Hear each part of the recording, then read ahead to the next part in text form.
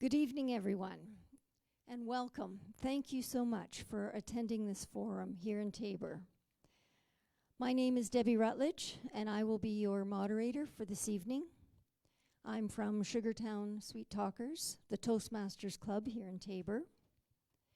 I'd like to take a few minutes to remind everyone to turn off their cell phones and to put them on vibrate or silent.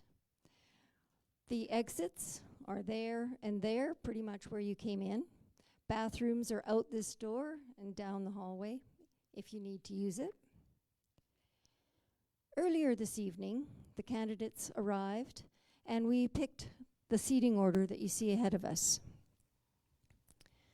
I'd also like to remind you that this is a forum and not a debate. So it's an opportunity for each one of our candidates to introduce themselves, where they stand, and where their parties stand. We'll start by going over the rules. Each candidate will be given up to 5 minutes to introduce themselves and present his or her platform. Speeches will be timed, and lights will be used to indicate when your time is up. At 4 minutes, you'll see the green light. At 4 minutes and 30 seconds, you'll see the yellow light. And at 5 minutes, you'll see the red light. And at this time, I'll ask you to stop. The person being asked the question will be allowed up to 2 minutes to respond. So at 2 minutes, at 1 minute, the green light will go on. And at 1 minute and 30 seconds, the yellow light. And at 2 minutes, the red light. After question period, each candidate will be given 3 minutes to wrap up and ask everyone for their support. That concludes the rules. They're fairly straightforward, fairly simple. The questions will be asked by Stan from the Taber Times. He'll ask the question and we'll start off with the first candidate, followed by the second, the third, the fourth, and the fifth. Then the next question will be asked and we will follow on again. So with that, I'd like to start off with our first question. Stan. No. Oh, sorry, pardon me. I would like to start off with introductions. Oren, would you like to please stand or sit and give your introduction, please? Ladies and gentlemen, my name is Oren Bliss, and I'm the Maverick Party candidate for the riding of Bow River. I live between Chestermere and Langdon, where I've been since 2007. I'm a father, I'm a grandfather, and a consultant in the oil and gas industry, an artist of sorts, and a cancer survivor. In 1980, Trudeau #1 and the Liberals caused a recession in Alberta with its national energy policy. The Liberals back then siphoned $100 billion out of the Alberta's economy, and Trudeau #2 is just that much worse.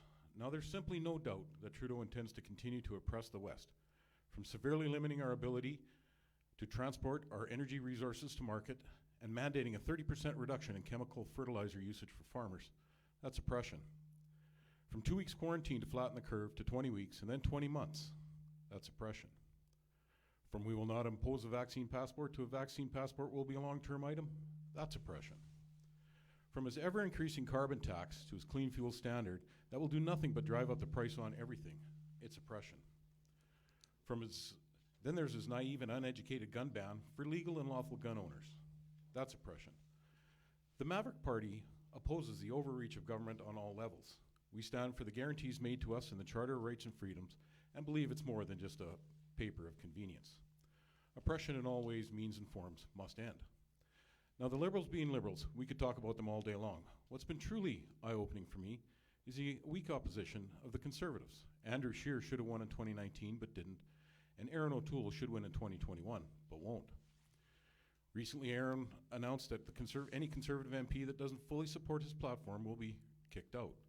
So much for the voice of the West. How can Mr. Shields represent us when he's been clearly threatened with expulsion if he even tries? More recently, Aaron O'Toole proclaimed that he would help the provinces set up a vaccine passport system, and the very next day he also announced that the Trudeau gun ban legislation would stay status quo. More broken promises. Aaron O'Toole is no different than Trudeau. They have the exact same platform. New boss, same as the old boss. Now the Liberals being Liberals continue to find ways to transfer money out of Alberta to central Canada in order to retain power, all while hampering our ability to make that money. And the Conservatives, who operate in the exact same system, have made backroom deals, empty promises, and policies that directly harm our interests and way of life. The Maverick Party has a platform that stands up for the West. Our policies are directly aimed at bringing about equality and fairness for Alberta. And if that doesn't work, we will push for independence. Now, if I'm elected, I won't be handcuffed by the system. I won't be forced to vote for things that aren't good for the West. Indeed, if it's good for the people of Alberta and the people of Bow River specifically, I'll support it. If it isn't, I won't. It's just that simple. I'll report back to the people of Bow River the results of my work without the filter of mainstream media or CPC party headquarters in Ottawa. And most importantly, I'll be there for the people when needed. I'll advocate for those that need help, and if I can't supply the solution, I'll be very sure to help guide them to it. One other thing I want to talk about is that the notion of vote splitting. In Bow River in 2019, the CPC won 84% of the vote, with the Liberals taking only 6%. A vote split that allows the Liberal to win is simply not mathematically possible. A Maverick CPC tie would equal 42% for each, which is still 6 times more than what the Liberals will get. We stand for true Western representation, fairness and freedom, justice for all, putting families first, marketing our own resources, and a sustainable and prosperous future. We do not support a carbon tax of any sort. We think it's absurd to penalize you on heating your home or driving to work, and naive to think that a tax will save the planet. We are pro-business, pro-small government, pro-common sense, and pro-resource development. Ladies and gentlemen, thank you for your time. Thank you. Mr. Shields. Thank you.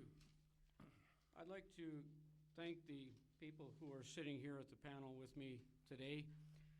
As colleagues in a panel, as colleagues running for positions in office, it's always a challenge, as when you put your name on that nomination form, you're letting yourself be held up for inspection for whatever warts and things that you may have. The public gets to inspect you, so it takes a significant amount of risk to put yourself out in front of people, and I commend all of the people sitting at this table for standing up for what they believe and letting their name stand to run for elected position. So we're in a fantastic rural riding, an incredible rural riding. There's many challenges with rural ridings, and one of them is rural broadband. Over the last couple of years, it's become evident all over the country of the challenges that there are as people have had to work from home, had to have their businesses from home, and the challenge of rural broadband has been significantly brought to the fore. This is a particular issue that I have been working on. As a mayor in this riding, I also worked on the challenges of broadband and communication.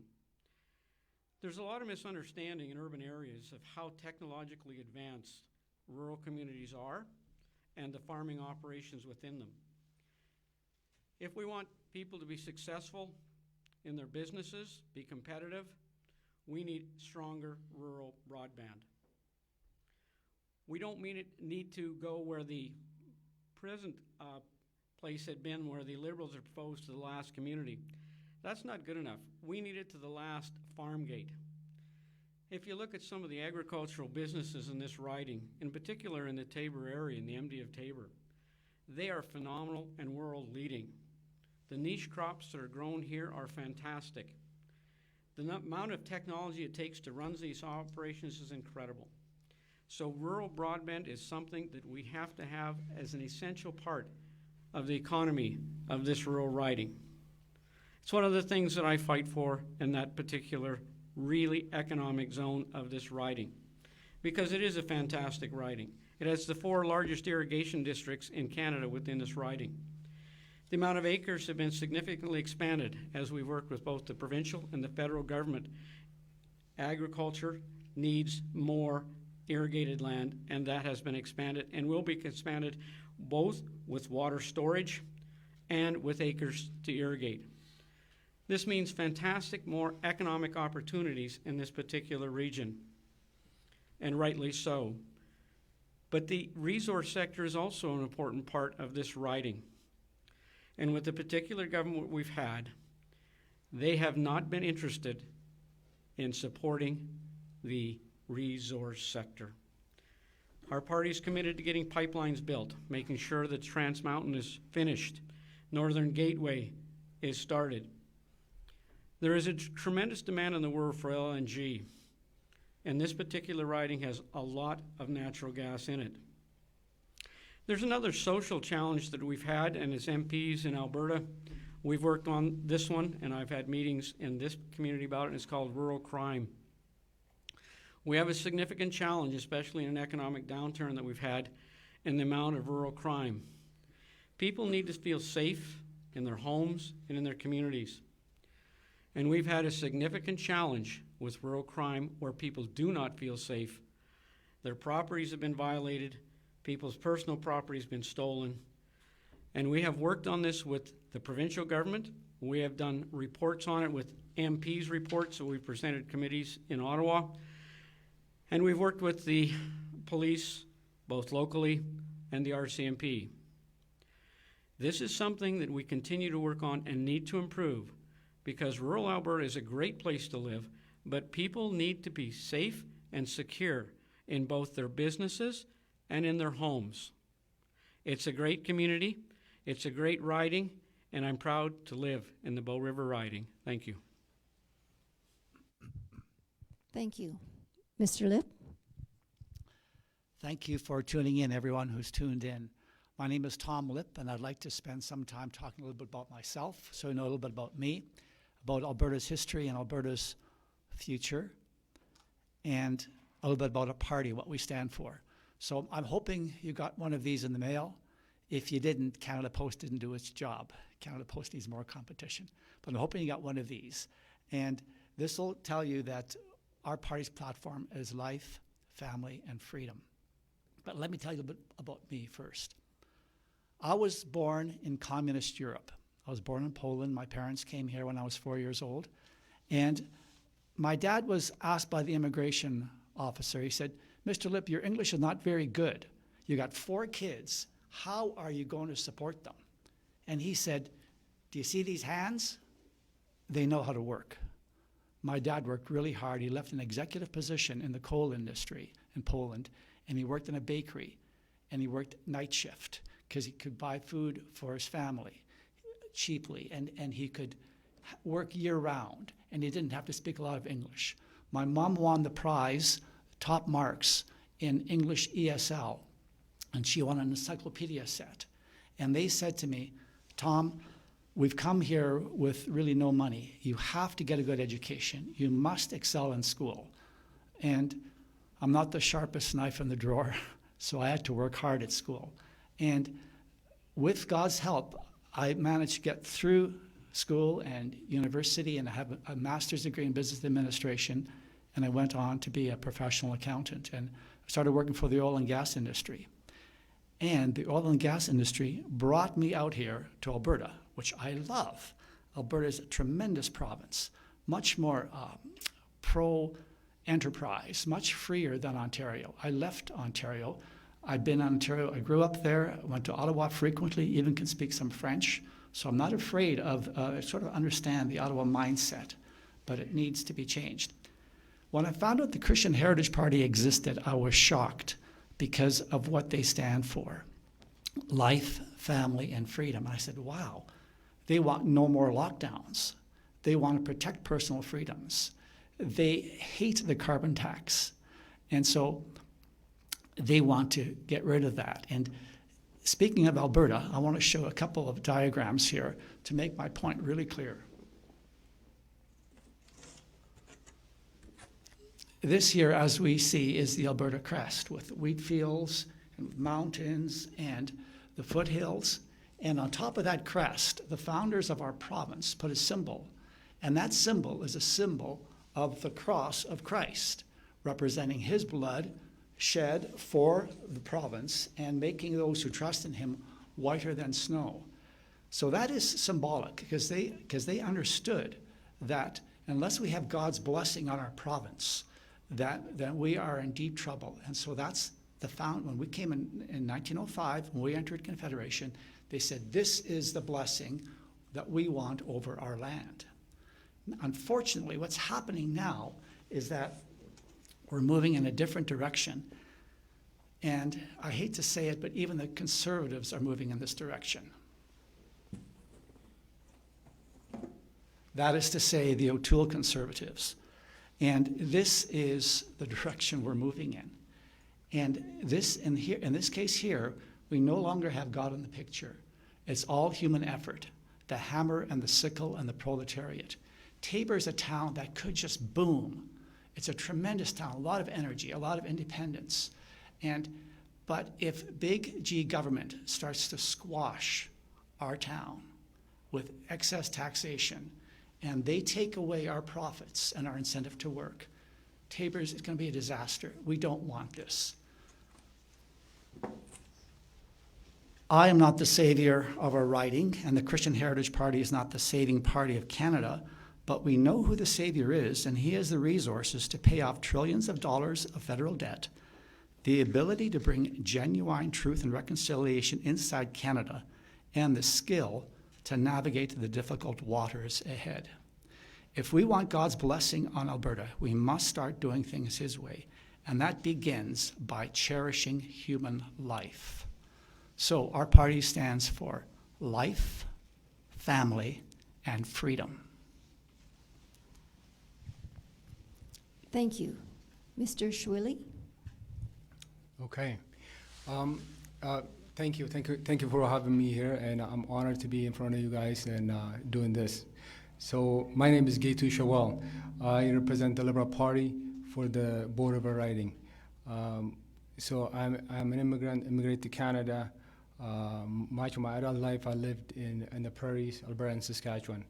And I first attended school in Saskatchewan, and I have a Bachelor of Science in Civil Engineering, and I do also have a BA in Economics both from University of Saskatchewan. So through my career, I worked in various industry. I worked in warehouse, construction, hospitality, you name it. I love to keep busy, continue to learn and grow in this riding, and while setting great example for my children. So I'm a proud father. I have 3 kids, and I also I love the outdoor. We do a lot of camping as well, and I am a soccer coach, and why I'm running? I'm running because I believe in the people in this riding, and I understand the strengths of diversity in any community. I recognize the stakes are high. However, I'm motivated to broaden perspective and ensure a stronger, sustainable future for Alberta. I want to indicate some of our Liberal platform: climate change, childcare, healthcare, housing, you name it. We have them all. We can't have the O'Toole Conservative that can take us backward. We want elected Liberal back in power so that we can move forward that we can move forward for everyone. So I want to highlight some of the key messages. We want businesses to get going, open up, but we still need more people get vaccinated. So the vaccines are safe, and we really do need that to happen. We can't have lockdowns, and we can't keep spending our way out of it.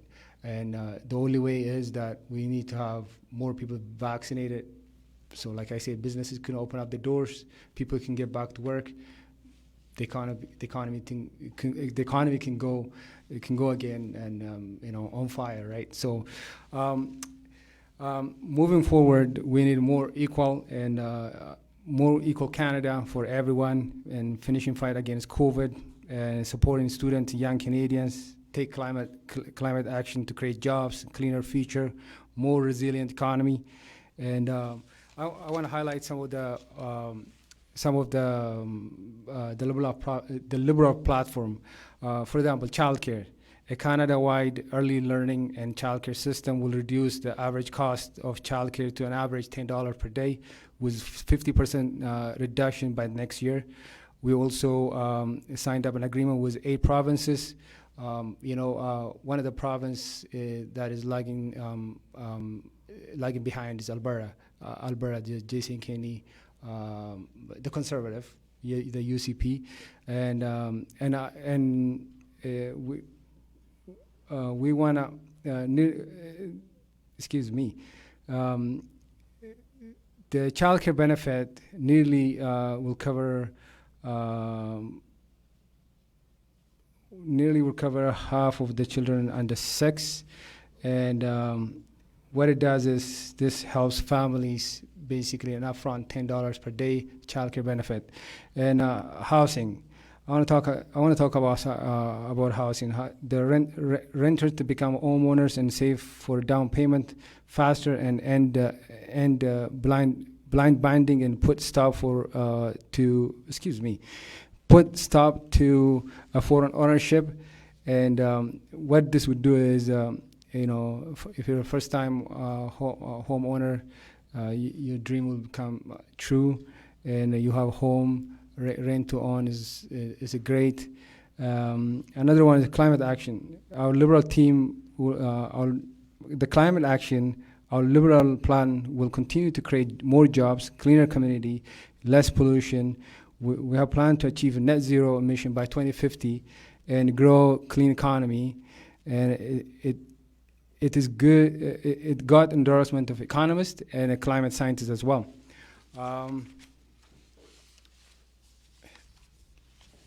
Healthcare, we are helping to hire a minimum of 7,500 family doctors, nurses, and nurse practitioners.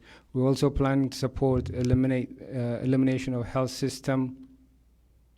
We'll also be supporting the elimination of health system wait lists that have worsened during the COVID pandemic. Thank you. Thank you very much, Mr. Shawal. Thank you. Mr. Bridges. Good evening, everyone. My name is Jonathan Bridges. I am a candidate with the People's Party of Canada for the Bow River riding. I'll start with telling you a bit about myself. So I was born and raised in southern Alberta. My family moved out here from Prince Edward Island before I was born, and from there the family goes back at least 5 or 6 generations in Canada. So I have a great love for this nation. First and foremost, I am a follower of Jesus. I am a family man. I have 4 children at home and 1 more coming. So it's quite a busy time in my life. I've spent roughly 12 to 15 years as a Red Seal heavy equipment technician. Have a bit of a background in sales as well, and also got to be an instructor at Sept for a year in the heavy equipment industry. So I think it's really good to have somebody in Ottawa that really understands the struggles that the average Canadian household goes through. When we have people in power that have always had more money than they need, it doesn't help them to understand what it's really like with our typical household budgets. So I think that really, I'm quite familiar with what it's like to have very little, and then also to have a reasonable amount of money to live off of, but never too much, I guess. The People's Party of Canada focuses on freedom first, fairness, respect, and responsibility, or accountability. The People's Party of Canada would see pipelines be built across this nation because we believe it is very important that Canada can be fueled by Canadian oil instead of bringing in oil from places like Saudi Arabia and Venezuela. We want to see the carbon tax removed because we believe that it is adding inflationary pressure to our system, as well as I believe it is unjustly affecting those of us that live in rural areas. I've heard Justin Trudeau say, we'll just take the bus. Well, there's no bus in my town. And if there was, it wouldn't go to the next town or the next town after that where my job is. So that's not an option. I have no choice but to drive. I have no choice but to heat my house. I need to keep my family warm. I need to keep them fed. The amount of money that they give back to me to say that it's carbon neutral or revenue neutral is less than the money that I pay out. And that's not even taking into account the extra cost of my groceries, my butter, my everything at the store because of the carbon tax that the companies have to pay to produce the goods. We would also see an end to lockdowns. We don't believe that they are a net positive on the society. We have seen a huge increase in mental health issues. We have seen huge increases in suicides and all stuff like that. We don't believe in mandating vaccines, so we would seek to remove all vaccine mandates across the country. It is not the government's job to tell us what to put in our bodies. We believe that is a decision that people need to be able to get properly informed on and make on their own. We would see an end to vaccine passports. We don't want a two-tiered society where you have to show papers to go sit at Tim Hortons and have a coffee, or to go out to a hockey game, or anything else other than get groceries. You know, they pick and choose what they say are essential, but it's not very much that they say is essential. And this is already happening in 2 provinces. The People's Party of Canada has a lot of really, really good platform ideas and have tabled a lot of good things across the board. So I encourage you to go and read our platform, and we'll speak more on that tonight. But everything focuses on freedom, fairness, respect, and personal accountability. Thank you. Thank you very much, everyone. Now we'll move on to questions. Stan, do you want to give them first question, please? Okay, and again, these questions are from online as well as through some of the youth in the community and elsewhere. So it's kind of a mix of questions this evening. The first question being, we are from a community that relies on immigration, and the country needs immigration to succeed. How would your party's platform on immigration benefit Canada and our community?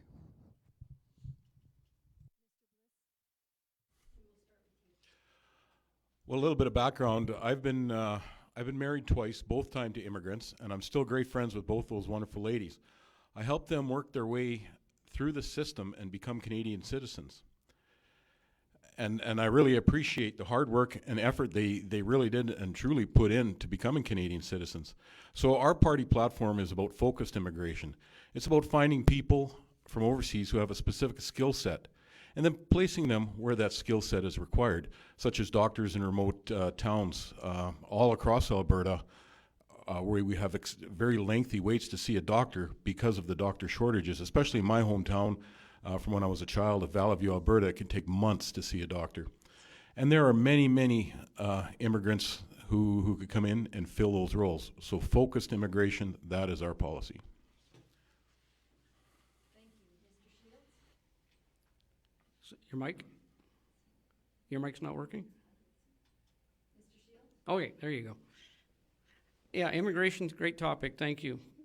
You know, those people in this room, which there's not many, but those people listening online, if it wasn't for immigration, unless you're Indigenous, none of it would be here. So immigration has worked for many of us who are here. And it's a phenomenal process of developing a country that the Indigenous people were first here. But to make it work now, we need a process by which the people that need to come here, who want to come here, the amount of red tape we have, the slow process it takes to get people who wait for years and years. In the countries they're from, they often get so tired and frustrated of waiting, they move on with their lives, and we miss out on people who we'd value in our country. We had a temporary foreign worker program, and that program needs to be adjusted and differently.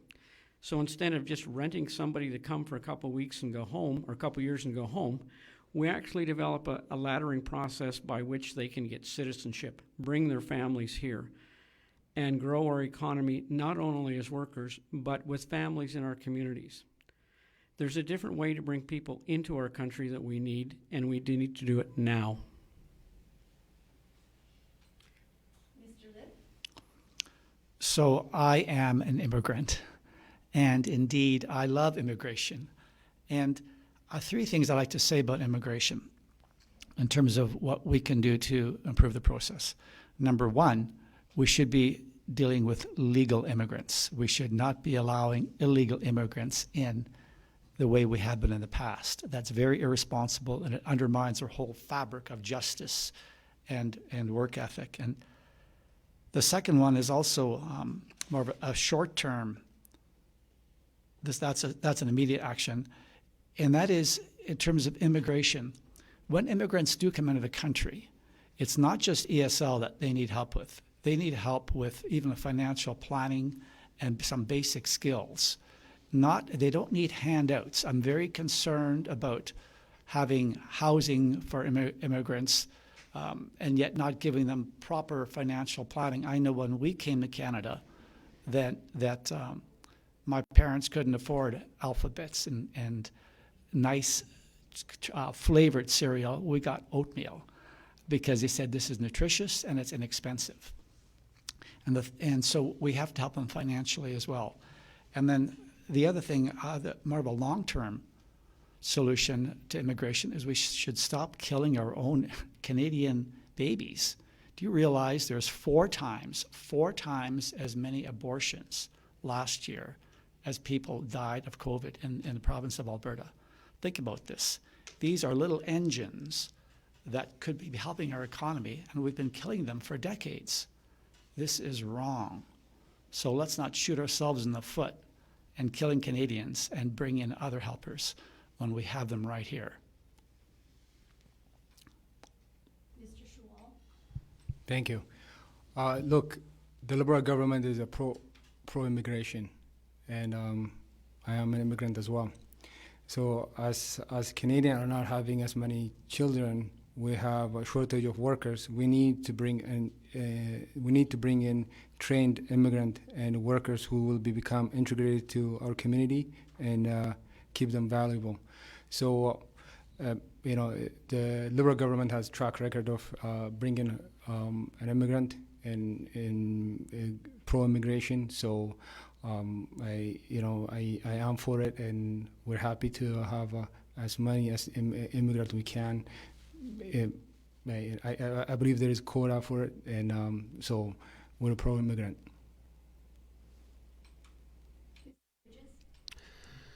Yes, that's an excellent question. Our party is in favor of immigration, although not at the levels of which it has been happening, and with bringing 400,000 plus people into our country every year, which we are unable to properly screen or process effectively.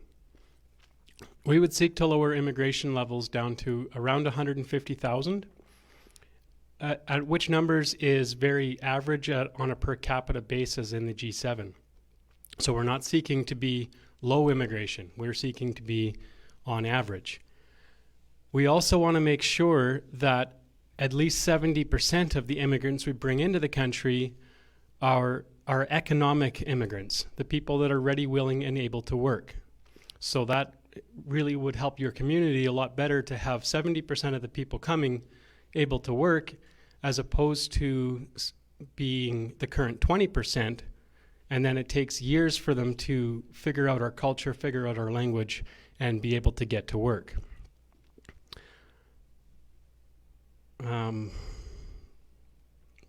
Yeah, thank you.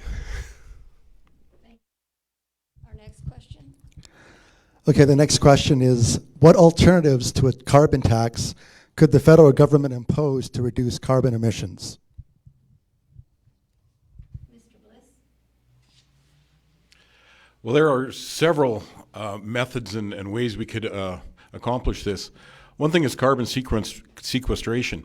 I was a drilling superintendent for the carbon sequestration well drilled in southeast Saskatchewan near Weyburn, and the technologies used in that well were absolutely outstanding. Many of them developed right here in Canada, mostly the installation of those technologies. And we could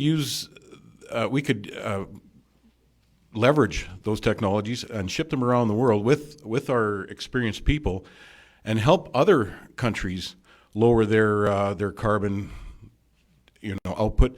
Another thing we could do is we could transport LNG to China and help displace some of the dirty coal that they're burning in their 3,000 power plants with cleaner burning energy from right here in Bow River, for example, and all across Western Canada.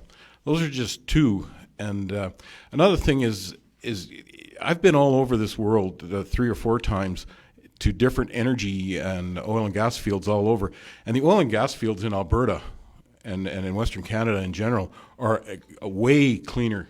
They have way higher environmental standards than just about anywhere I've been, including China, Kazakhstan, Egypt, Pakistan, Mexico. We truly lead the way here. And our people, our technologies, our opinions, and our attitudes could be exported out of Western Canada across the globe and truly make a fantastic result in lowering carbon. Thank you. And Mr. Bliss is very correct, and I agree with him 100% that there is so much we could export in technology. And we do have the most ethically as well as environmentally produced resource sector in Canada. The other side of it is the agricultural industry. Sure, we have exemptions for farm fuel, but we need to have exemptions also for the power that's used in irrigation. We do not need to penalize our agriculture because what they are doing is carbon sequestration. The different techniques that are used in agriculture today are also world-leading in innovation and could be exported. Intercropping, no-till, the number of things they're doing in agriculture, lowering the use of fertilizers, and yet producing higher quality and higher quantities of crops that we export in food. So the carbon sequestration that is occurring in the ag sector is seldom recognized and needs to be, but also, as Mr. Bliss said, could be exported along with the oil expertise and technology and innovation we have. Thank you. I kind of question the question itself. We would exit the Paris Accord.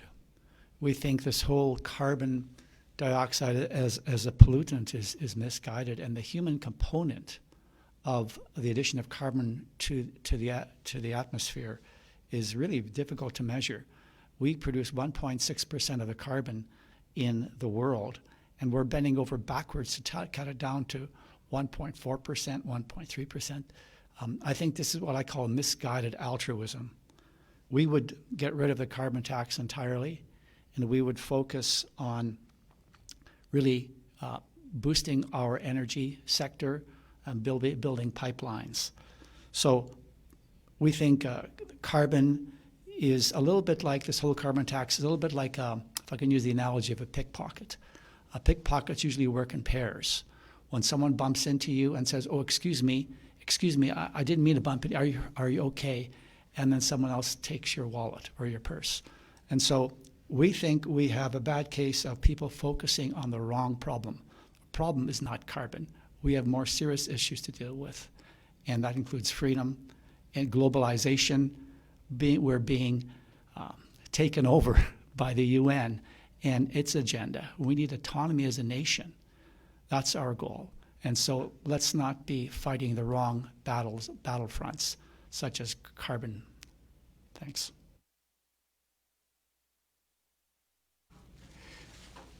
The Liberal government has a plan, cleaner, greener future, create a greener job in the community across Canada and across the sector, cut pollution, make sure the oil and gas sector meet the shared goal of net zero emission by 2050, and continue to phase out coal by ending thermal coal export by 2030, boost clean and renewable power from coast to coast. End plastic waste by 2030, protect more of our nature, including creating 10 new national parks, and putting rise in the price on pollution and more money in the pockets of hard-working Canadians. So we have a plan. One of the things is we want to make zero-emission vehicles more affordable, accessible for Canadians through rebate of $5,000 and to more than 500,000 Canadians. And also build 30,000 more charging stations across the country.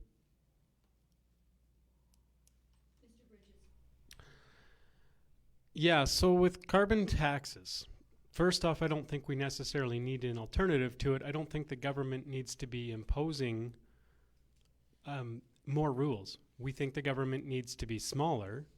That being said, we do not condone recklessly polluting our land. This is a beautiful country, and we want to keep it that way.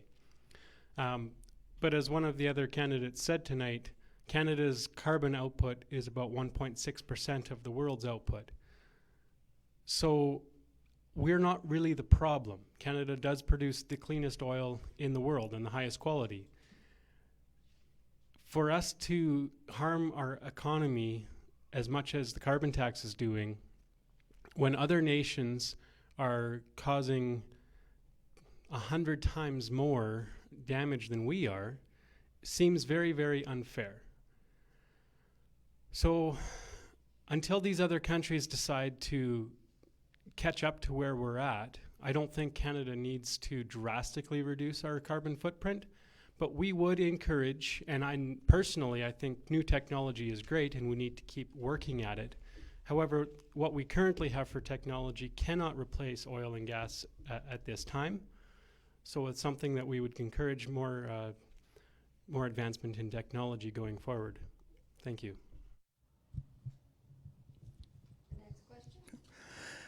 The next one is, given the Conservative influence in Alberta provincially, how would your party address the inequities that Alberta has seen in the past federally?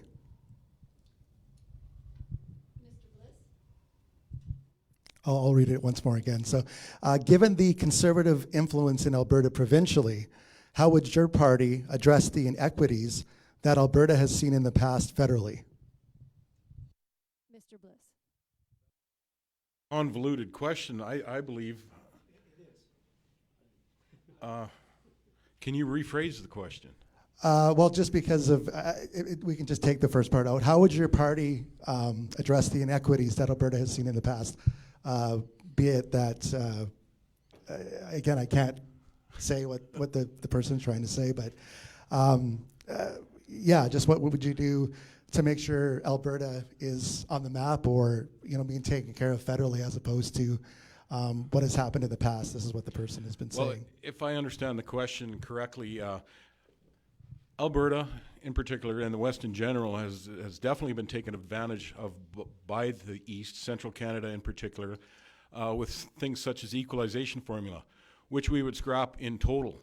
We would also like to renegotiate 5 items in our Constitution, and if Central and Eastern Canada is not willing to renegotiate these items, we would push for independence. Now, one of the things that really and truly upsets us is the fact that there's such an unequal balance of representation across Canada, especially in the Senate. But in the House of Parliament, for example, Prince Edward Island has 1 MP for every 40,000 people, and Mr. Shields has been representing 113,000.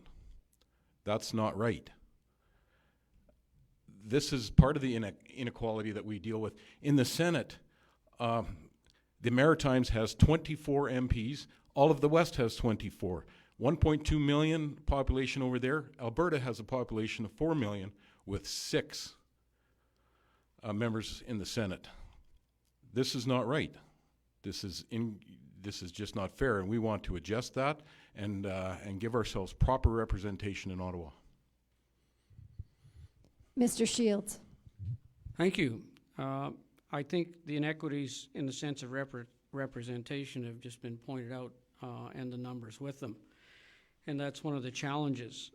And referring to the transfer program, one of the things that the Premier has said, and the Leader O'Toole has said, that the per cap number in the agreement now should be changed immediately, which would mean a resulting $5 billion approximately returning to Alberta and a couple of billion to other provinces. So that's things that should be done immediately. And I agree that the program should be renegotiated.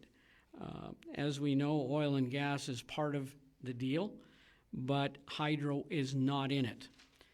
And we have one province in particular and another one that has gained some revenue from hydro. That hydro needs to be recognized as part of a revenue source in the resettlement of that contract. That needs to be done, and when it is renegotiated by the government and the premiers, we need to make sure that happens. Thank you. Mr. Lip. There's three things I'd like to say about how to get Alberta really on the map and keep it on the map the way it was on the map when we had the Alberta Advantage robust and active. Number one, the equalization formula must go. Alberta really has paid $600 billion to Eastern Canada, carried Quebec, carried the Maritimes. It's unbelievable what the amount of money that's come from the West and gone into the East. And the East, especially Quebec and the Maritimes, really aren't satisfied. And to that end, the pipeline, Energy East was the call in the past. The pipeline is a must. There is no way that Irving Oil on the Maritime should be importing oil from Saudi Arabia when we have so much here in Alberta. If we have to, under supply management, if we have to drink Quebec milk under the quota system, then they've got to consume Alberta oil and natural gas. It's really a no-brainer. And the third thing, and this really concerns me a lot, the O'Toole Conservatives, Aaron O'Toole, is proposing to give Quebec, in his first 100 days of power, more power.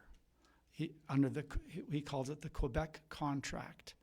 So this is absurd. Quebec is not satisfied. They're not going to be satisfied. To give more power, the O'Toole Conservatives want to do that, would be disastrous. We can't have that. Mr. Schwal. Look, the O'Toole Conservative continue to deny even climate change. I got to say this. In 2009, under the Prime Minister Stephen Harper, the Conservative, who last updated the equalization formula, I don't understand how we can believe them back in power. So they will take us back. There's no way we can have them. At the time when the equalization formula was set, from the next one I believe is due in when it was set, Jason Kenney was the MP from Calgary area. So, Mr. Bridges. Yes, we've heard several numbers from the other people, and it's true. Alberta has net input to the equalization system $600 billion over 50 years. This is completely unfair. The current amount that gets paid into equalization is $21 billion, and then they tie that to inflation every year, so it goes up every year. But the economic disparity across our country has gone down, so the equalization payments should go down, not up. It is very important to me that every Canadian does have equal and fair access to service. So I do agree that there is very likely some equalization needed. However, it is nowhere near the amount that we're currently inputting. So we would seek to include the entire picture of a province's economic picture, not just cherry picking certain industries to base it off of. And we would then seek to have a very much more fair equalization payment system, as well as seek to actually bring other provinces up to a level where they no longer need equalization, because we want to end corporate welfare. And then also, we do believe that in order for Alberta to have its fair share, as Mr. Lip said, we need pipelines. So we would seek to get pipelines built across the nation by utilizing the power that the federal government has to overrule a province arbitrarily denying a pipeline crossing their land just because, as in the case of Quebec. So once we get pipelines to the east, to the west, and to the north, then we can finally get Alberta's oil to market and Alberta's natural gas to market effectively, which would then also increase the economy here in Alberta. Thank you. Next question. Okay. Next question is, What is your party's thoughts on reparations for Indigenous communities, and what action should be taken going forward? Mr. Bliss. This is a very, excuse me, this is a very important question, and it's one that Canada's been struggling with for quite a while. Our Indigenous nations are very, very important to all of us, and we see that very much so, and we feel that very much in our party. And reparations is surely, are simply a negotiation and with our First Nations, and we believe that we should constantly, and not just here and there, but constantly have involvement from the First Nations, communications with the First Nations, and these negotiations should constantly be going forward. They have needs that aren't being met. Those needs need to be met, and the Liberals have failed sadly in that. And I would like to see, for example, clean drinking water be right up at the top of the priority list, and sooner rather than later. We should not be sending money overseas for whatever studies in Africa or to China until our First Nations people are taken care of, and other Canadians that might be in need. We need to really review where we spend our money and do it soon. Mr. Shields. Thank you. We have a tremendous culture in our country that has lost a lot of their culture due to language. Recent bills were passed to support the development of their language. It's critical if you're going to have a culture to have your language. The language is rich, and it has a lot of words in it that mean a lot of different things, and they haven't learned it for a long time. So restoring those languages is an important piece and something that I worked at and supported. When you're talking about the boil water orders, one of the challenges that we face is, and this is successive governments have continued to build water treatment plants on nations that are isolated. And if anybody has been involved with municipal government knows the huge cost of 24/7 making sure you have potable water. It's one thing to build a water treatment plant and walk away. There's another side to this that we haven't done. You need to train, educate people in those communities so they can operate those water treatment plants 24/7. If you build the plant and walk away, you know what happens. The plant deteriorates. We have lost that part of providing the education and the training for a significant resource for our communities, and that needs to be done. Thank you. Mr. Lip. This is a difficult problem indeed, and it goes deep, deep, deep. You know, when the Northwest Mounted Police marched west and came to Alberta, they actually had a good rapport with the First Nations. And when they signed those first treaties, there was a high degree of trust between the First Nations and the white man at the beginning. But then civil servants came in from Ottawa who didn't suffer the same pains and go through the same, they didn't walk in the moccasins, so to speak. And so there was no trust. The trust was lost. And they started seeing the First Nations as a project rather than as people to build trust with. So the Indian Act needs to be reviewed, and we have to get to the heart of the problem. It's not going to be a quick fix, but it must be a fix. And just throwing more money at the problem is not going to solve the problem. Yes, we need to have clean drinking water, but that is not. I mean, that's what the First Nations want as well. So we have to rebuild trust. We have to find out and admit that we made a mistake, which is very hard for those in office to do, but it's critical to turn around and rebuild the trust that was once there. That's what we have to do. Mr. Schwal. So no relationship is important to Canada than the relationship with the Indigenous people. Over the past year, the global COVID-19 pandemic has revealed and deepened social, health, economical disparity for Indigenous people. Our Liberal team is committed to addressing the equality through action by confronting the legacy of residential school, continue our work to eliminate all clean long-term drinking water advisory, taking action to confront systemic racism against Indigenous people, especially in the justice system and healthcare. Mr. Bridges. What the Indigenous people want, as far as I have seen, I have several that are my friends and I've talked to people, they don't want reparation, they want reconciliation. We need to foster good relationships. And then from that point, we will be able to help them move forward to help themselves. As Mr. Shields has said, we'll teach them to be able to maintain their infrastructure. Unfortunately, there's been huge amounts of corruption within the system. So if we just throw more money at it, it's just going to increase that corruption. So that needs to change. And I'm not saying we're not going to support them, but what I'm saying is we need to focus on relationships first. And then through those relationships, we can build friendships and we can help them help themselves. And then they will have the tools and the abilities to go forward and become part of Canada the way it's meant to be. Thank you. Next question.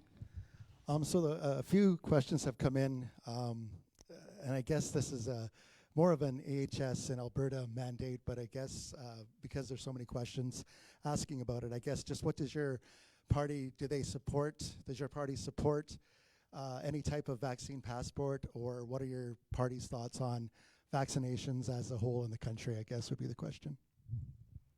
Mr. Bliss. Well, I've traveled extensively across the world, and I'm probably half vaccine by volume. I've had many vaccines, and I've had to show proof of vaccination in just about every one of those countries. I'm not anti-vaccination at all. I truly enjoyed growing up without polio. But when it comes to mandatory vaccines, that's against the Nuremberg Code of medical intervention, and we're absolutely against that. When it comes to mandatory vaccine passports, that's a method of reintroducing segregation in our society, creating a two-tiered society, and that is something we also oppose. We do not want to bring that sad portion of our past back, and I believe vaccine passports is the stepping stone to bringing back segregation, so we oppose them. Mr. Shields. Mr. Bliss is right that the amount of vaccines we've had in our history and growing up with, we're very thankful for. And our party has said no to mandatory vaccinations. It's a choice. With choices comes a problem that we are facing now, and I think that's referring to those who can and those who can't. And that's very tough in the sense within my own family, those who want it and those who don't. So we are divided in our families, we're divided in our communities, we're divided in our country. We have seen too much of dividing our country in the last 6 years. We have been divided on too many things. We need to be people who enjoy our country, we need to enjoy our communities, and we need to enjoy our families. We do not need to be divided. And this is a problem when we enact things that divide us along these lines. So choice must stay there. It has to be. But we need to find a way to live with each other and not be divided by it. We need to live as whole communities and respect each other and respect each other's decisions. But there's consequences for those decisions, but we need to understand and respect that. Thank you. Mr. Lipp. Mr. Shields is right. The last thing we need is more divisions in our country. And I'm very unhappy with the Liberals and what they did under Trudeau is he's created more and more unnecessary divisions. We are not anti-vaxxers at all, but we are anti-coercion. This is your body, your choice. This is important. What goes into our bodies is very, very personal, and it should be that person's decision, that person's decision. I'm really glad this question came up because sometimes we're elevating our healthcare system too much so that the people serve the healthcare system rather than the healthcare system serving the people. And I've heard horror stories, and this is more than once, where someone says, well, you have a medical problem, you have a broken arm. But first, before we can look at your broken arm, we have to make sure you got the COVID vaccine. The person says, wait a minute, I had COVID. I have natural immunities to COVID. And it's come out now from Israel. And we have the natural immunities that come from people who have had COVID are 13 times as effective as people who've had 3 jabs, okay, the booster. And so this is a huge problem that's growing if we make mandatory vaccination a condition to get proper hospital care. Our party would oppose that with full force because we don't want that kind of treatment for Canadians. Mr. Schwal. Look, I am double vaccinated. Vaccines are safe, and Canada, our Liberal team or the Liberal government has procured one of the diverse vaccine and safer vaccines. So, and we're one of the top. In terms of certification and all this stuff, that the balls are on the province, on the province's hand. So basically, whatever decision they make, I'm okay with it. I respect it. So I don't disagree with them one way or the other. Mr. Bridges. Thank you. The People's Party of Canada is 100% against mandatory vaccines, whether that is a provincial government saying it's mandatory, whether it's Trudeau's last-ditch effort on his way out the door to make it so that federally regulated employees have to be vaccinated, or whether it's people operating a restaurant that feel like, or the Saddle Dome for that instance. So it's here in Alberta right now. A lot of people don't realize it. You cannot go to an Oilers game or a Flames game or even a football game in those areas without having the vaccine. Or at least in Edmonton, they'll allow you to take a test, a rapid test, to go in. So I was speaking on the phone the other day to a gentleman that works in the airline industry. He was told that if he did not report back that he was fully vaccinated by October 13th, that he was going to be fired with extreme prejudice. What this means is he will lose his pension. He has paid thousands and thousands and thousands of dollars into this pension plan that's supposed to see him through his retirement without having to worry about money. However, if he gets fired from his job with extreme prejudice, the airline then gets to keep all of that money for themselves. That is not fair in any means. So we are 100% against mandating vaccines. We are also 100% against vaccine passports. As many others have said, we do not want a show me your papers type of society, and I've said this already tonight, that we do not want you to have to show proof of anything to go into a restaurant or anything of that nature in Canada. We have a free society. We want to keep it that way. We want our freedom back. Thank you. Next question. So I guess this would be a secondary question.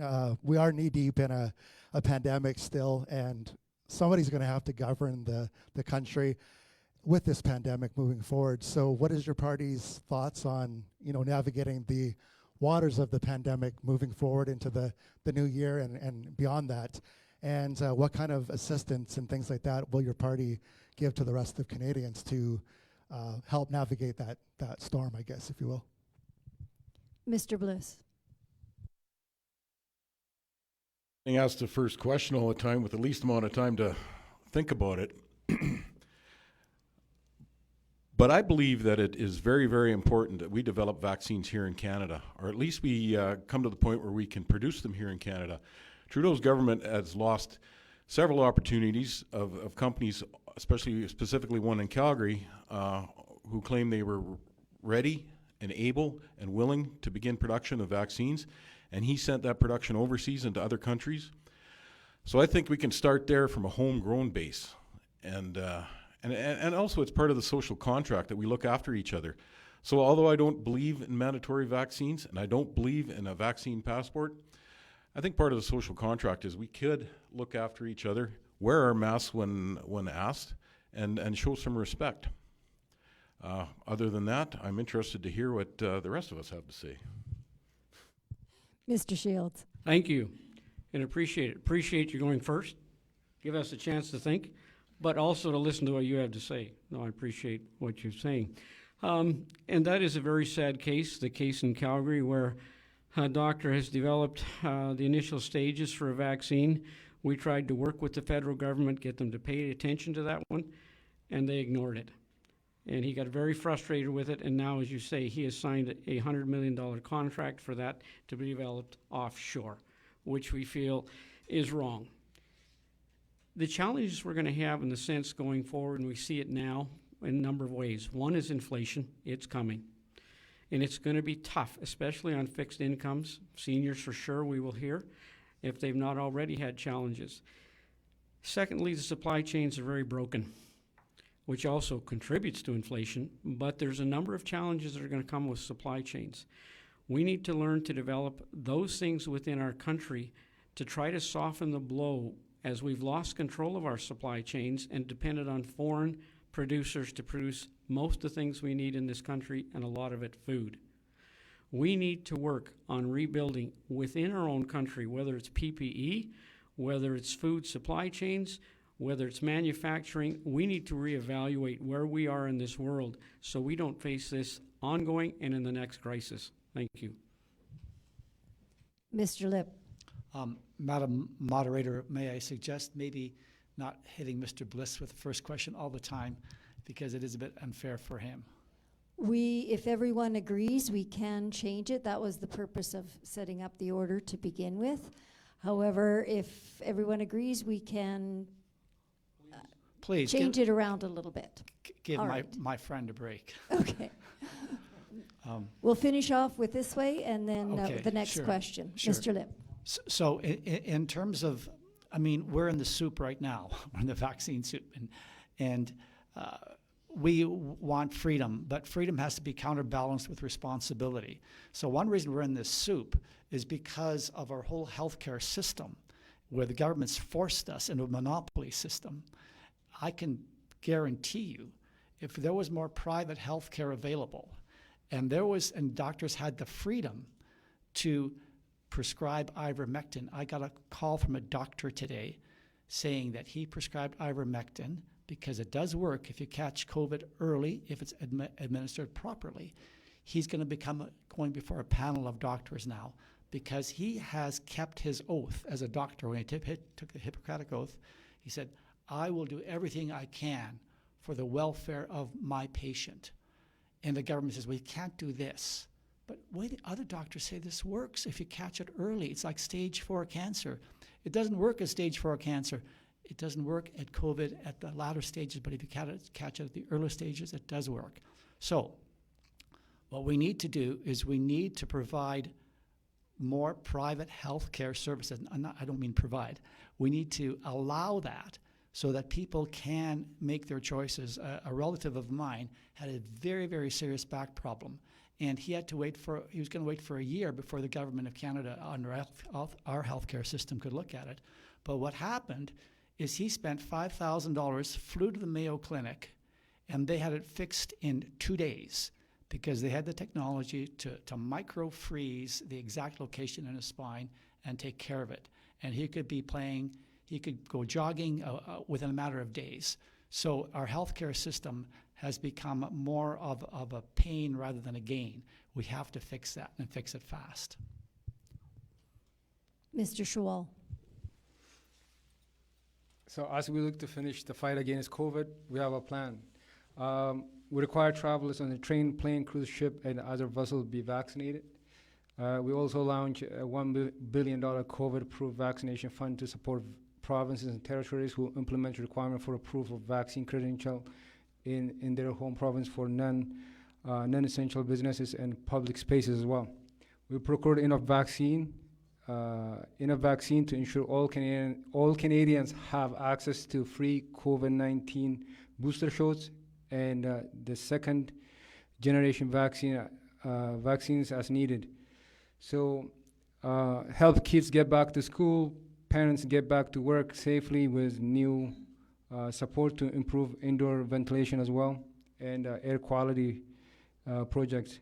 So look, the O'Toole the Ottawa Conservative won't trust the science and won't ensure the people traveling on the plane and on the planes and trains are vaccinated, let alone his own candidate. The Liberal have a plan to move forward to protect the health and safety of all Canadians. Mr. Bridges. The People's Party of Canada believes in freedom.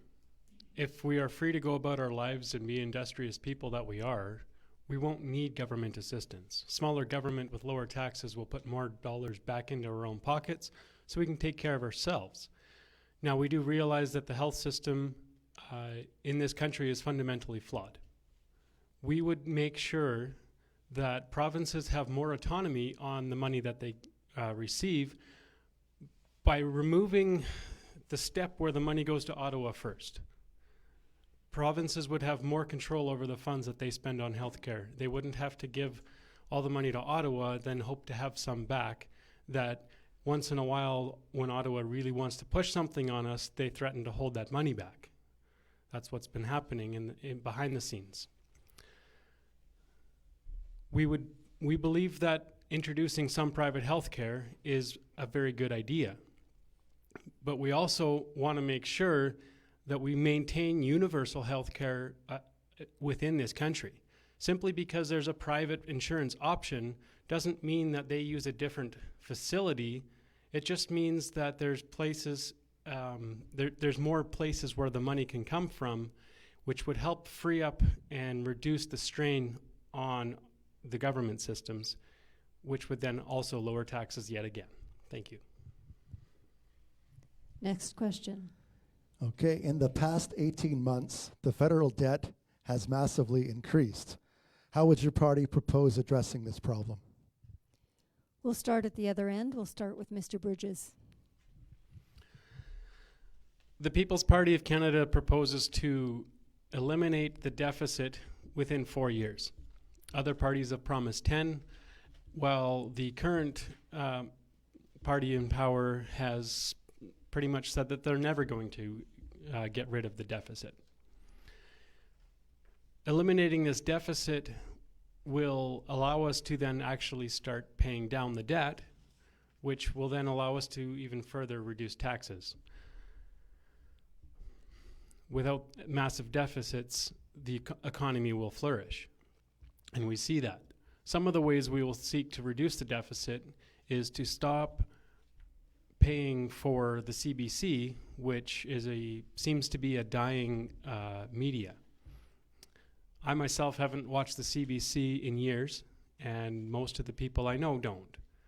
So why should we be spending $1.2 billion a year on a media that most of our country is not utilizing? If the CBC is good, they will be able to find money from their viewers or their advertisers, but they don't need government money. That is just one of the ways that we seek to reduce the government spending. The other is to seek smaller government, less bureaucracy, which means less money being spent on that side, again allowing us to further reduce taxes while also reducing the deficit to zero and starting to pay off the debt in the future. Mr. Schwal. Well, I think everyone probably agrees with me that inaction would be disaster. So if the Prime Minister or the Liberal government did not act, helping businesses and families through wage subsidy and CERB, I don't know what would happen right now, to be honest. And so our message is clear. We want more people to get vaccinated, and get vaccinated, businesses can open up their doors, and people can get back to work, and the economy can kickstart again. So that's where we stand. Mr. Lip. The debt is a horrible thing that's been put on the backs of our children and grandchildren. When I was in high school, I had about, when I graduated from university, I had $1,000 of federal debt on my shoulders. Well, right now, all of us have $60,000 of federal debt that we have to pay off sooner or later. And that means more taxes coming at us. So what are we going to do about it? Well, what our party would do is we would stop spending and actually cut programs aggressively. We think government could be cut down by 60%. We would even consider doing things such as exiting our payments to the United Nations. We think the United Nations has got an agenda which is not Canada-friendly. And this globalization is doing great damage to our country. And I think our current politicians are plain naive. I want Canada to be strong and free, like when I came here as a kid. And I grew up in it, and I was so blessed by it. But there is an agenda that's destroying us as a nation. We would cut off foreign aid to those countries that really promote abortion. We would get rid of the CBC. It is not doing the good that it should have done. It's failed miserably. It seems the current governments are proposing to be firefighters, but they were the arsonists in terms of the Liberals and even the O'Toole Conservatives. I'm afraid they're not going to be aggressive enough. We have to act quickly. We would like to see income tax at 0 for the first $20,000 and then a 20% flat tax. We think that by giving people the opportunity to keep their profits of their labor, that will increase productivity. And that's exactly what we need. So the debt is going to be a huge problem, a huge gorilla to deal with for anyone, all the governments going forward. But we think we can do it. Thank you. Mr. Shields. Thank you. You know, one of the times in the House of Commons where I probably did something that I don't usually do, but it was probably the 43rd time I heard the Prime Minister said, "We're taking this on our backs to help you." And I yelled at him. I said, "It's not your money. It's the taxpayers' money." Fundamentally, taxpayers' families earn money. And we send it to the government to do the things we believe they need to do for us. But when the government doesn't respect the taxpayer who earns that money, the families who earn it, to provide what they need for their families, but filling out their income tax forms and realizing for the good of the country, we forward money to the government to spend in a way that's suitably, that it's done in a proper way. When we have a government that talks about what they are doing with the government's money, this is fundamentally flawed in thinking in government. It's not their money. We have lent it to the government from money we have earned to provide things that we believe are important. The government, this one in particular, has lost track of whose money it is. It's not theirs. Thank you. Mr. Bliss. I would first like to say that the $1 trillion debt and growing drastically every day is a travesty foisted upon Canada by Trudeau himself. And it simply needs to stop. It needs to come to an end. And the notion that an alternative government wouldn't have done equally as good a job handling the pandemic or handling the finances, and much better job handling the finances actually as the Liberals have done, I reject that notion. In order to reduce our deficit and consequently our debt, I think we need to review all foreign funding, all foreign funds sent to other countries. I'm not saying cut it off altogether, but we need to review it and reduce it. I do believe that we also need to exit the UN. It's fundamentally a flawed organization now. It is not living up to the standards of which it started. I think we also need to shrink government. Smaller government would be more efficient government, and then study the government from top to bottom for inefficiencies. We also need to give the Auditor General more powers and resources to monitor the government and the government spending, and more teeth to stop any spending that's inappropriate. Next question. Okay, this question is from online. How does your party intend to transition Canada to a circular economy? And what changes do industries need to make? And how will this impact consumers? We'll start with Mr. Lip. Was the question a circular economy? Circular economy, yes. CIRCLE. Yes. What is a circular economy? Again, I'm just going by a question somebody posed, so. It sounds like going around and around in circles.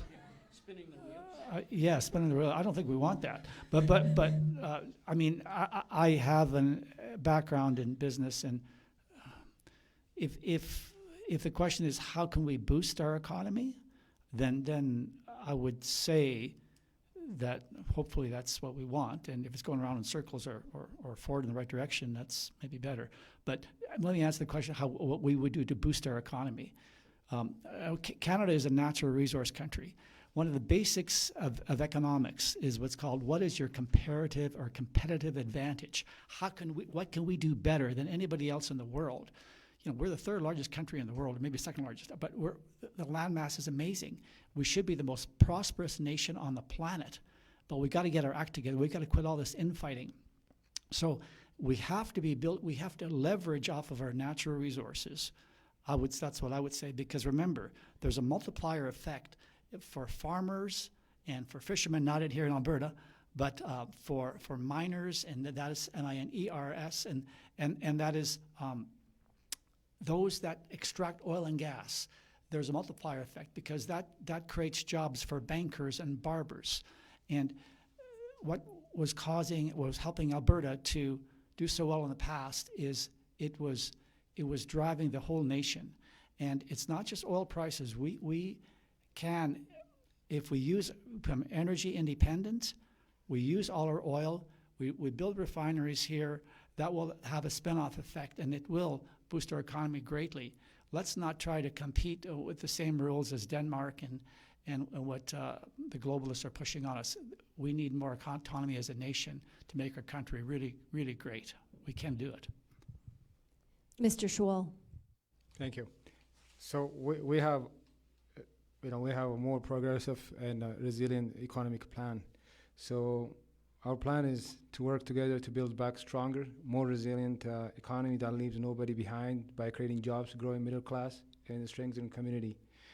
And we also want to help businesses recover and support them to create jobs and hire workers they needed, and improving the Canada Employment Insurance as well, boosting world-leading Canadian innovation research, ensuring everyone pays their fair share, especially top 1%. We plan to tax them, including the big banks and the wealthy, like I say, the wealthiest, the top 1%. And we also have planned a cleaner, greener future. So as I said before, cutting pollution, making sure that the oil and gas sector meets their shared goals, net zero emission by 2050, ending plastic waste by 2030, and continue to phase out the coal by ending thermal coal export by 2030 again. Mr. Bridges. Yeah, I was a bit confused by the circular question too, but as far as our plans for the economy, I've said it already that we want to reduce the government, we want to reduce taxes. Another place where we're going to reduce taxes is in capital gains. So right now, you're taxed on 50% of your capital gains. We would seek over time to reduce that down to zero so that capital gains can be reinvested back into companies, which would help companies have greater profits, which then they will share with their employees and the communities. And the people that are donating for this wonderful building and the sports arena next door, that I'm sure there's local companies that spend lots of money donating to that. So if they have more of their profits to use, they will then donate more money. It typically works that way. If they have higher taxes, such as the Liberal and the NDP governments have said that they want to increase capital gains inclusions up to 100%, so that they're taxed on 100% of their capital gains, that means less money will be donated because it'll be going to Ottawa, and then your local arena has to fight with every arena in the country to apply for a grant. That's not the way it should be. It should be the local economy that supports itself. So through lower taxes overall, more money will stay in the hands of Canadians. Thank you. Mr. Bliss. Well, I don't truly understand what a circular economy is either, I'm afraid. But what we've proposed to increase the ability of our economy to recover from where we are is we need to finish and expand upon resource corridors in all 4 directions. We need to do things such as get oil in the pipeline where it's safer and more efficient to travel, and get grain on the trains where it belongs. We need to lower taxes and really allow private industry to open up, and the engine of our economy, which is small business, to really drive our recovery. Mr. Shields. Thank you. I would agree with less government red tape, all of those things. The recent ag that has been announced for drought and cattle and the rest of it, it comes with an 11-page complicated form to fill out. So for $200 for a cow, that is a brutal piece of red tape. They need it, but we need less government, we need less red tape. But let's go to agriculture in the sense of the circular economy. Right here in this area, we have sugar beets. By the way, as a young person, I grew up in this area and I hoed sugar beets. I know what sugar beets are about. But it's part of our circular economy. We take that great big sugar beet and reduce it, fractionalize it down to its chemical components. In agriculture, we produce a tremendous amount in this area of a variety of crops. We are just beginning to innovate and do fractionalization, where we break all sorts of cereal crops, beans, you name it, down to the fractional components. We then sell the high value pieces of that in the international market.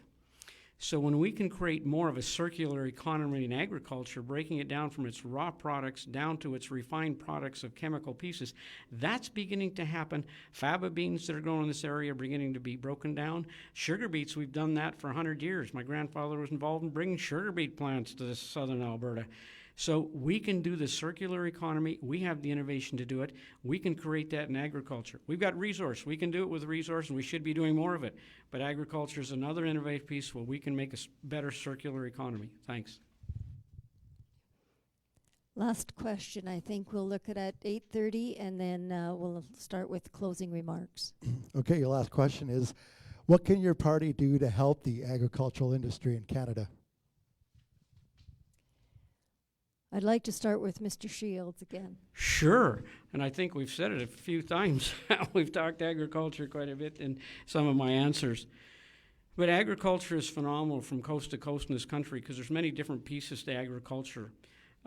We have the Annapolis Valley in Nova Scotia that has turned into a fruit basket of the world as it has developed phenomenally in Annapolis Valley. So as we move across this country, there's many different agricultural pieces all over the country, and we produce phenomenal food. We not only can feed ourselves, but we can feed other people in the world. But we need a government to work with us to promote and export. We oftentimes have a government that fights with our producers in the sense of regulations and transportation and all the things that make it more difficult for producers. We need a government that supports our agriculture from coast to coast, works with it, promotes it internally as great products so Canadians value what they see and not buy that Mexican tomato when we have a plant in Acme, Alberta that's going to grow the best strawberries and tomatoes in the world. We need to value the products that we grow in our country so our own citizens realize the quality. But we need a government that works with our agriculture instead of red taping it and fighting with our agriculture producers. We've got the best agriculture in the world, the best farmers, and we need to promote it. Mr. Lipp. Ranchers and farmers were here before the oil industry was here. And ranchers and farmers, if what they mean by circular means sustainable, I think maybe that's what that question was getting at. They're sustainable. Ranchers and farmers are sustainable. We need to keep the government in some ways away from ranchers and farmers. I mean, ranchers and farmers should have their own private property in terms of even their guns to protect themselves, because the RCMP isn't always quick there when you need it. And so we need to promote Buy Canadian, and I like the way Mr. Bliss put it. We need to get the grains on the trains. I love that. It rhymes and it makes sense. We have to do this because we need to also, here's another thing we need to do.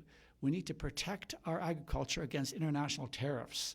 and other governments which overly subsidize their agriculture and hamper our products in the international market. So there's a real international competition going on, and if other agricultural sectors in other countries are artificially subsidized by their governments and ours are ignored, then we're going to lose it. We have to fight for Canadian, I was going to say independence. Yeah, we have to be careful that the globalists don't naively take advantage of Ottawa's naivete and think that everyone's out there is going to give you a hug and make things really easy for you. No, we have to be careful. We have to be shrewd and wise and really promote agriculture. Remember, it's a primary industry. Agriculture, a healthy agricultural industry, promotes bankers and barbers and financial planners and accountants. But if ranchers and farmers are not allowed to thrive, then it hurts everyone else, and that's not acceptable in Canada, not in my Canada. Thank you. Mr. Schwal. So the Liberal government did have an emergency processing fund, an emergency on a farm support fund, and an agri-recovery disaster relief fund. An agri-recovery fund to further support the farmers facing continued extreme weather. As recent as August 6, 2021, the government of Canada is making available, I think last time I was talking to Mr. Shield, Mr. Shield says $500,000. $500 million, but my report says about $100 million through the agri-recovery framework to address the immediate extraordinary cost faced by the producer due to the drought and the wildfire. So, look, we always, the Liberal Party or the Liberal government is planned to help the agriculture sector in any way, shape, or form. So.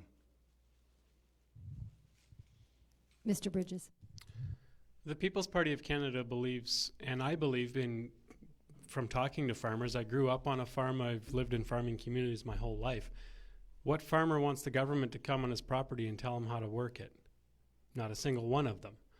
But if the government is subsidizing your entire farm, guess what? The government wants 100% control of what you're doing.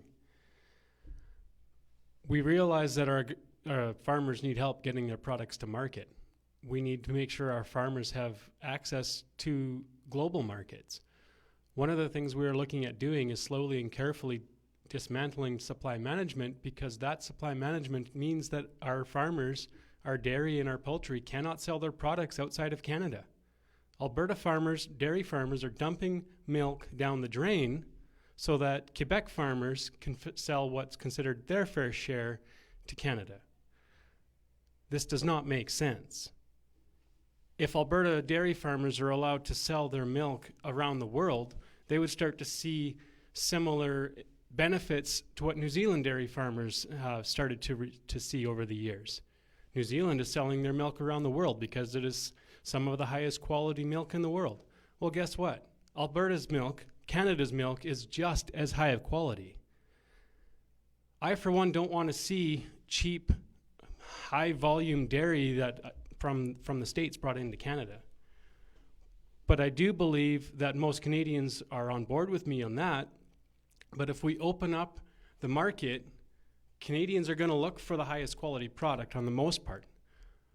But if Alberta farmers don't have to dump milk down the drain, prices will come down. Families will be able to afford to put real butter on the table, right? I think that is very, very important. But then just having more open markets, like the grain farmers saw when the wheat pool got dismantled, is a really good thing and will overall help farmers in the long run. Thank you.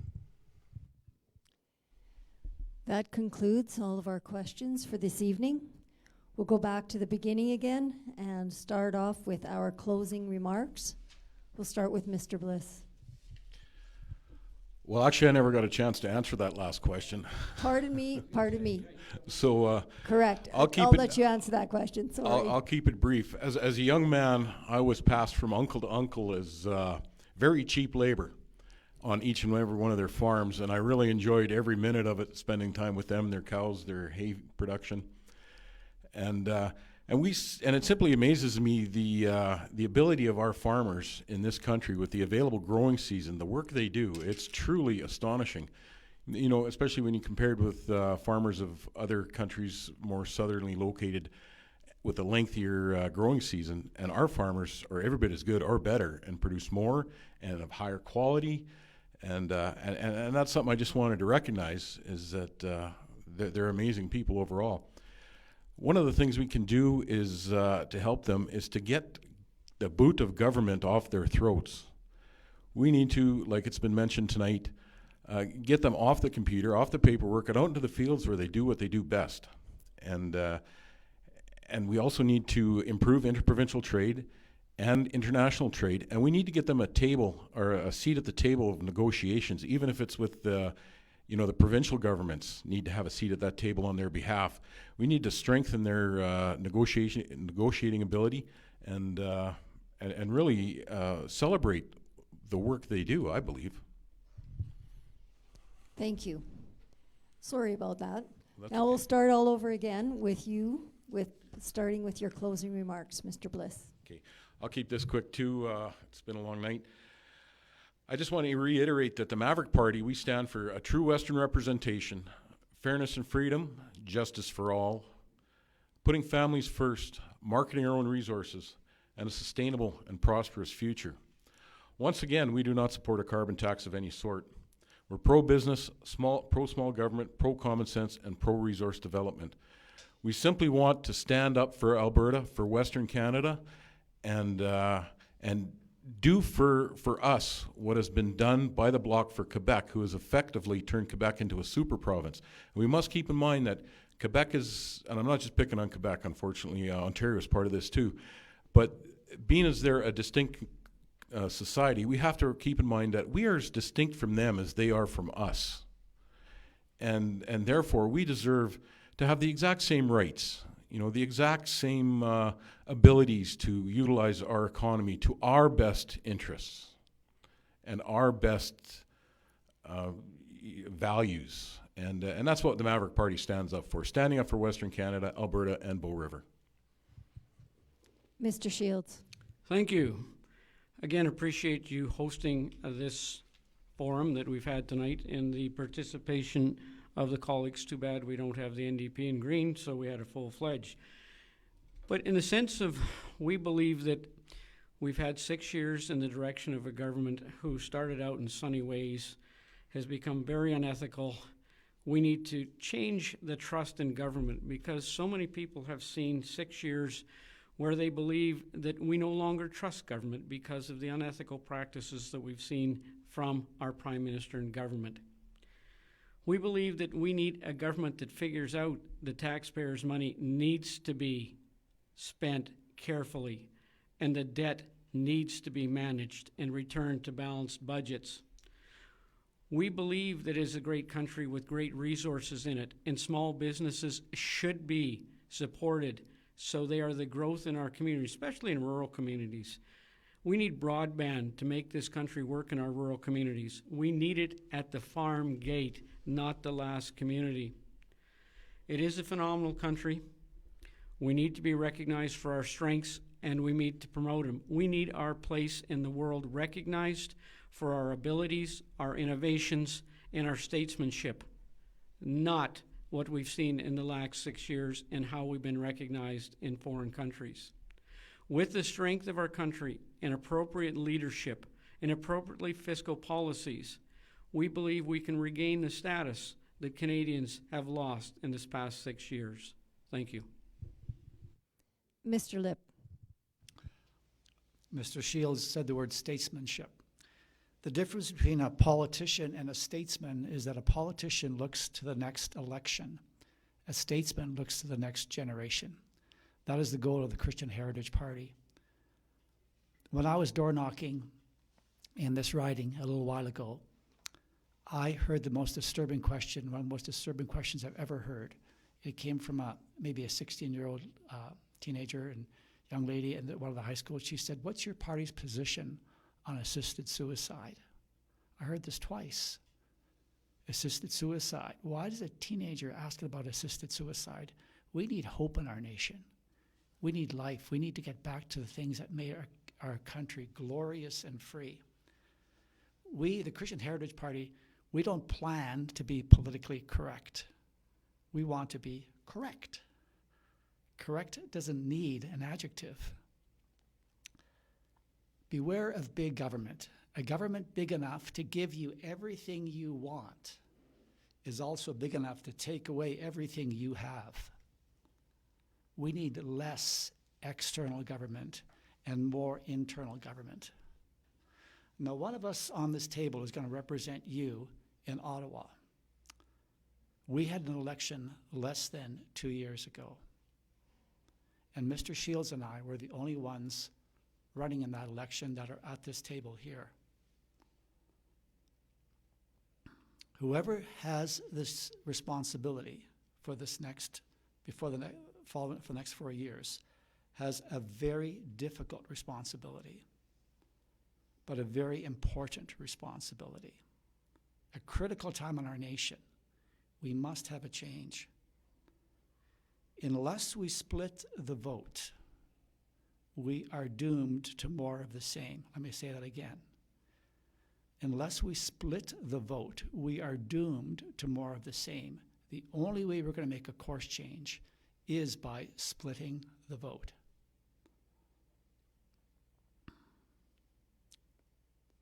I'm asking you to replace the mustache with the lip. This lip wants to give Ottawa some lip. Please give me a chance. God bless you and God bless Alberta. Mr. Schwal. It's an honor to be honestly with all of you guys here, and I appreciate it. I guess in Alberta here there is a level playing field is missing, and I think we need an Liberal elected from Bow River. Hopefully, you guys give me a chance. So Canadians are facing once-in-a-generation crisis, and they are rightfully wondering what the future holds.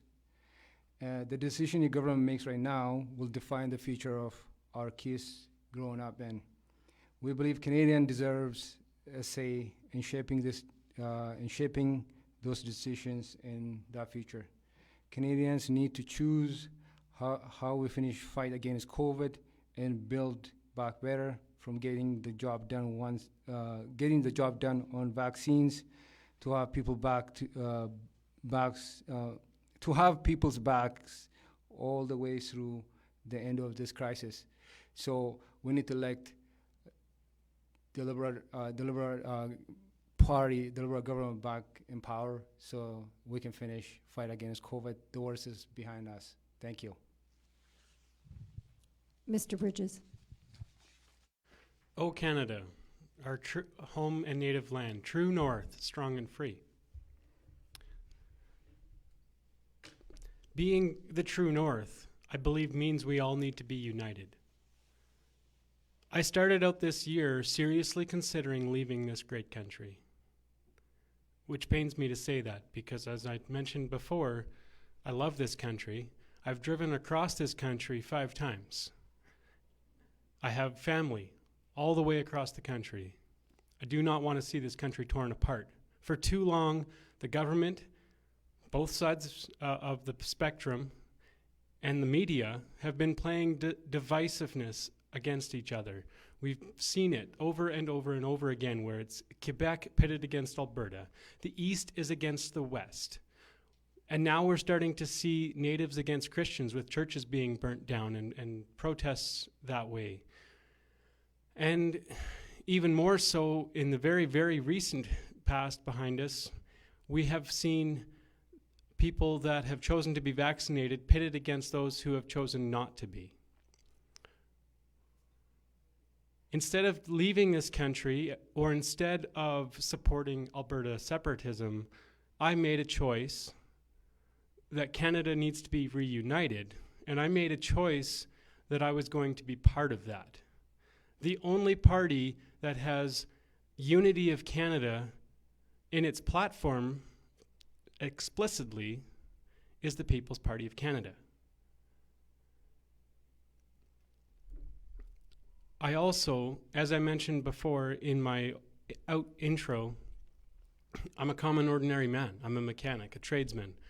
I've worked hard, and I know what the people around me want, and I am open to hearing from the people that maybe haven't told me yet what they want.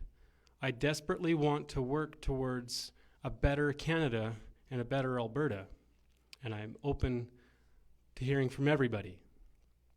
I really truly believe it is time to put a commoner in the House of Commons. Thank you. That concludes our evening. I'd like to thank absolutely everyone for coming up and supporting this forum, especially all of the work that was put in by the Chamber of Commerce to host this event. I want to encourage all that are watching to make sure that they go out and vote on Monday night if they haven't already. And a special thanks to each one of our candidates for standing up and putting their mouth where their body where their mouth is, so that they will support us in any federal election going forward. That concludes our meeting for this evening. Thank you, everyone, and good night.